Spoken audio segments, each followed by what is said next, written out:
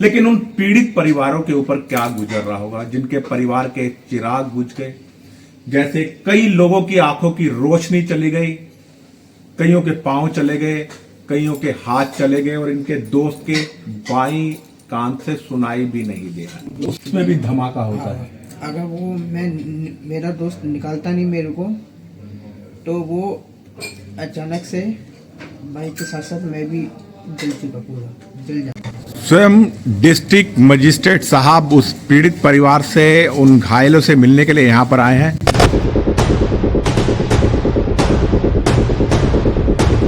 साथियों, जैसे कि आपको मालूम है, 8 नवंबर को दिल्ली में एक बम ब्लास्ट होता है जिसमें 15 से ज्यादा निरपराध लोग मारे जाते हैं और कई लोग घायल हो जाते हैं। ये आतंकवादी हमला था जिसे अंजाम दिया था अल फलाह यूनिवर्सिटी के मेडिकल पढ़ाई करने वाले एमबीबीएस डॉक्टर ने, यानी इस्लामिक आतंकवादियों ने। और आज 1 महीने बाद जो लोग घायल हो गए थे नॉर्थ ईस्ट डिस्ट्रिक्ट में, उन सभी परिवारों से मिलने के लिए डिस्ट्रिक्ट मजिस्ट्रेट उनके घरों में जा रहे हैं, ताकि जो लोग इस दुर्घटना में मारे गए थे या गंभीर रूप से घायल हुए थे, उनके मुआवजे के लिए एक फाइल, एक लिस्ट तैयार की जा रही है। और इस काम में बढ़ चढ़कर सहयोग कर रहे हैं स्थानीय विधायक, रोहतास नगर विधानसभा के बीजेपी के जितेंद्र महाजन जी, और यहाँ पर निगम पार्षद चंद्र प्रकाश जी भी हैं, रितेश सुजी भी यहाँ निगम पार्षद खड़े हुए हैं। तमाम ये जो है भारतीय जनता पार्टी के कर्मठ कार्यकर्ता हैं। एसडीएम साहब यहाँ खुद मौजूद है और थोड़ी देर में यहाँ पर डीएम साहब का आगमन होने वाला है। उस परिवार से, उस पीड़ित परिवार से मिलने के लिए स्वयं डिस्ट्रिक्ट मजिस्ट्रेट यहाँ आ रहे हैं, ताकि देखा जाए कि उन बच्चों को कितनी गंभीर चोटें लगी हैं और किस तरह एक दुर्दांत आतंकवादी हमले में निर्दोष लोग, ये जो मैं घर आपको दिखा रहा हूं, इसी घर के अंदर रहने वाले 28 वर्षीय राहुल, अंकुश और अपने दोस्त राहुल के साथ श्रद्धा से गौरी शंकर मंदिर में दर्शन करने के लिए जा रहे थे। लेकिन अचानक मेट्रो स्टेशन के बाहर एक धमाका होता है, चारों तरफ धुआं और अंधकार छा जाता है। लेकिन जब वो धुआं छटता है तो बहुत से लोग घायल थे और कई लोग अपने प्राण गंवा चुके थे। आज उन सभी पीड़ितों का हालचाल जानने के लिए यहाँ के स्थानीय विधायक बीजेपी के जितेंद्र महाजन जी और अभी थोड़ी ही देर में एसडीएम साहब यहाँ पर आने वाले हैं। तमाम गणमान्य व्यक्ति यहाँ पर हैं। दिल्ली पुलिस भी यहाँ पर मौके पर मौजूद है और उस परिवार से भी अभी मैं जाकर वार्तालाप कराऊंगा, क्या हुआ था आखिर उस दिन और क्या देखा उन बच्चों ने भी। स्वयं डिस्ट्रिक्ट मजिस्ट्रेट साहब उस पीड़ित परिवार से, उन घायलों से मिलने के लिए यहाँ पर आए हैं। उनको बताइएगा, आपके जो अटेंडेंट है उनका फ़ोन नंबर दीजिएगा। आपके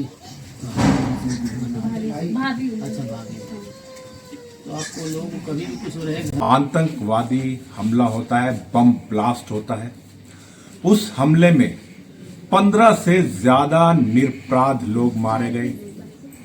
ब्लास्ट करने वाले इस्लामिक कट्टरपंथी आतंकवादी थे और खुलकर कहूं तो अल फलाह यूनिवर्सिटी के पढ़े लिखे एमबीबीएस डॉक्टर तक इस मामले में लिप्त थे।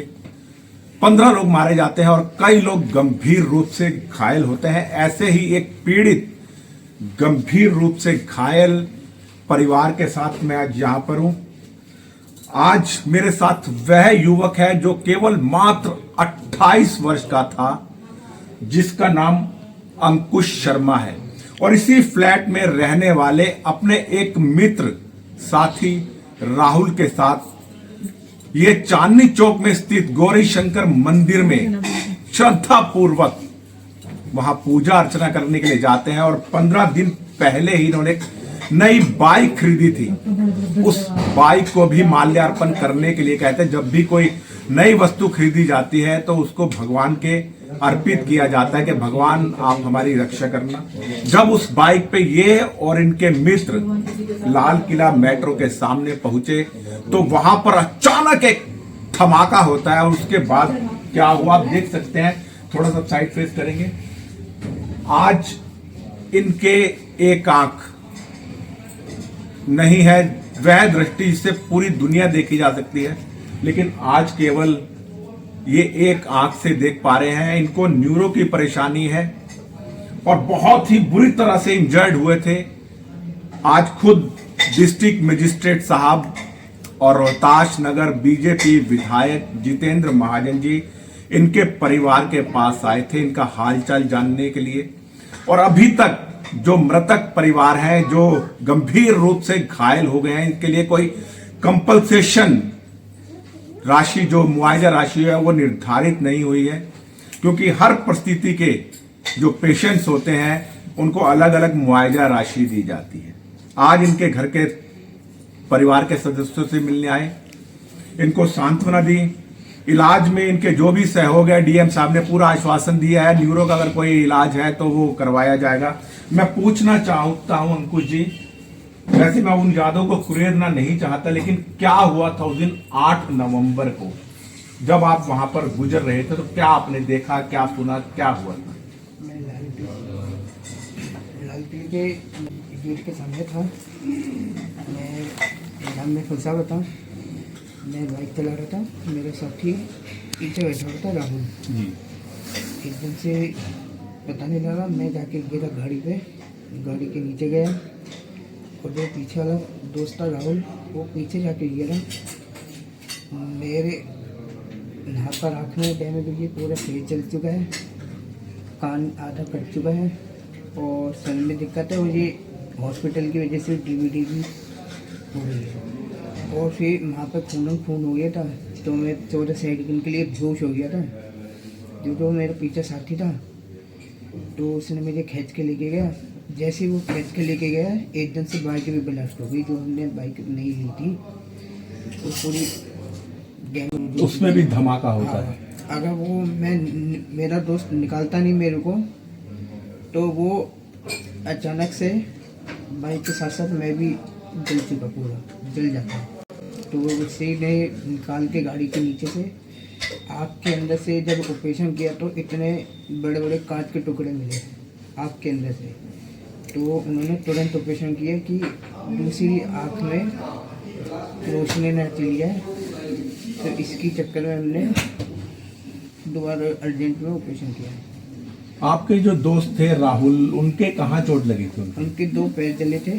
उनके पाँव जलने के बावजूद उन्होंने इतनी हिम्मत दिखाई कि खुद आपके पास आकर आपको वहां से अगर ना ले जाते, वो बम ब्लास्ट जो आप बता रहे हैं बाइक का ब्लास्ट हुआ है, तो उसमें और बहुत गंभीर चोटें आपको लग सकती थी। गंभीर हो सकती थी। और उनके कान का पर्दा भी फटा है, तो अब उनका सुनाई नहीं दे रहा। उनका यानी एक कान से उनको भी नहीं सुनाई दे रहा। डॉक्टर ने उनको ऑपरेशन बोल दिया है, उनका भी इलाज चल रहा है, अभी अभी है नहीं। तो थोड़ी लापरवाही इसमें हॉस्पिटल की भी थी, अरविंद हॉस्पिटल की। उन्होंने डिस्चार्ज के लिए बोल दिया था। हमारी भाभी नर्स में है, मेडिकल लाइन में ही है। उन्होंने देखा, कह रहे हैं इनकी हालत ही नहीं है अभी, हॉस्पिटल की छुट्टी देना। उन्होंने आप सुना है कि आप सुनार का काम करते थे, तो ऐसे में सुनार का काम बहुत बारीक होता है। हाँ, तो उसमें आंखों की बहुत अभी इस आपको लेफ्ट साइड की जो आंखें हैं, इनसे सही नजर आ रहा है आपको? ज़्यादा देखते हो तो उसमें खुला ढूंढने का प्रॉब्लम हो जाता है। 12 साल से मैं काम कर रहा था जब कर रहे थे, तो हुआ नहीं। देखिए, बम ब्लास्ट होता है और एक ये आतंकवादी घटना थी, बहुत से इसमें गिरफ्तारियां हुई, लेकिन उन पीड़ित परिवारों के ऊपर क्या गुजर रहा होगा, जिनके परिवार के चिराग बुझ गए। जैसे कई लोगों की आंखों की रोशनी चली गई, कईयों के पांव चले गए, कईयों के हाथ चले गए और इनके दोस्त के बाईं कान से सुनाई भी नहीं दे रहा। ऐसे लोगों की अभी तक कंपनसेशन मनी भी निर्धारित नहीं की गई है। मुआवजा राशि, जो लोग मर गए उनका तो निर्धारित हो जाता है कि मरने वाले को इतनी मुआवजा राशि सरकार दे रही है, लेकिन जो गंभीर रूप से घायल है और पूरे जीवन के लिए अक्षम है, क्या इनको दिल्ली सरकार की तरफ से सरकारी नौकरी नहीं मिलनी चाहिए? क्योंकि जो ये काम करते थे, सुनार का बहुत बारीक काम होता है, शायद अब जीवन भर उस काम के लिए समर्थ ना रह पाए। क्योंकि एक आंख पे जब गोगल लग जाता है तो दूसरी आंख से देखा नहीं जा सकता। और ऐसे में मैं सरकार से, दिल्ली की मुख्यमंत्री रेखा गुप्ता जी से और स्थानीय निगम पार्षद जितेंद्र महाजन से कहूंगा कि अंकुश शर्मा और इनके साथी को सरकारी नौकरी मिल जाए और इनके परिवार को उचित मुआवजा मिल जाए। इनकी मम्मी है, जरा मैं मम्मी से बात करना चाहूंगा। ये इनकी, हाँ जी। आपके कितने बेटे हैं वैसे? 2 बेटे हैं। 2 बेटे हैं, एक बेटे वो रहे हैं हाँ। और एक छोटा बेटा ये था। हाँ। ये परिवार का जो हमारे- सहारा थे ये दोनों बच्चे हैं। हाँ, 2 ही बच्चे। अब जिस स्थिति में लग रहा है कि भगवान बिल्कुल बहुत जल्दी ठीक हो जाएंगे, हाँ, जैसा आप बस डीएम एक आश्वासन दे के गए हैं, लेकिन आप सरकार से, आपकी अपनी क्या मांग है सरकार से? मैं चाहती हूँ मेरा बच्चे तो ठीक हो, अगर मैं कोई सहायता करें हमारी इतनी आमदनी नहीं है, इतना कुछ नहीं है हमारे पे, हम कहाँ से करेंगे। अब बड़ा बेटा भी है, वो भी इतना अच्छा काम नहीं है उसका भी, वो भी बस गुजारा लायक हो रहा है। जैसे भी अब इनके पापा रिटायर होने वाले हैं, अगले साल रिटायर हो जाएंगे, उनके भी परेशानी, ऑपरेशन होना उनका भी, उनका ऑपरेशन कराते इनके परेशानी आ गई एकदम से। तो हम ये चाहते हैं कि सरकार से ट्रीटमेंट अच्छा हो, बढ़िया हो, और हम सरकार से यही मांगते हैं। आपका इलाज होगा, डीएम साहब आश्वासन देके गए हैं, विधायक जी आश्वासन देके गए हैं, लेकिन ऐसे परिवारों को उचित मुआवजा राशि मिलनी चाहिए, क्योंकि ये बच्चा काम तो कर सकता है, बहुत हिम्मत है और हमेशा संघ से जुड़ा रहा हमारी है। बहू है, ये इनकी भाभी जी हैं, खुद मैं इनकी नौकरी लगाई, स्टाफ नर्स हैं, सब समझते हैं। इनको भी अगर सरकार कोई अच्छी जगह पे नौकरी अगर दे दें और इस बच्चे के लिए, बढ़िया, हम पे और इतना गुजारा खर्चा, ताकि ये आगे इस बच्चे का भी विवाह नहीं हुआ, कल को इस बच्चे का विवाह भी होना है। और कहते हैं ना कि जब उचित व्यवसाय हो या उचित नौकरी हो तो रिश्ता भी हो जाता है, अन्यथा ऐसी स्थिति में बहुत परेशानी आ सकती है। तो देश के माननीय प्रधानमंत्री जी से, गृह मंत्री जी से, यही प्रार्थना वो है कि- आतंकवादियों को तो सजा दे रहे हैं, लेकिन उन मजलूमों के लिए भी कुछ करें जो इस आतंकवादी घटना में मारे गए और घायल हुए। पूरा पीड़ित परिवार आपके सामने है, इनकी ज्यादा से ज्यादा सरकार सहायता करे।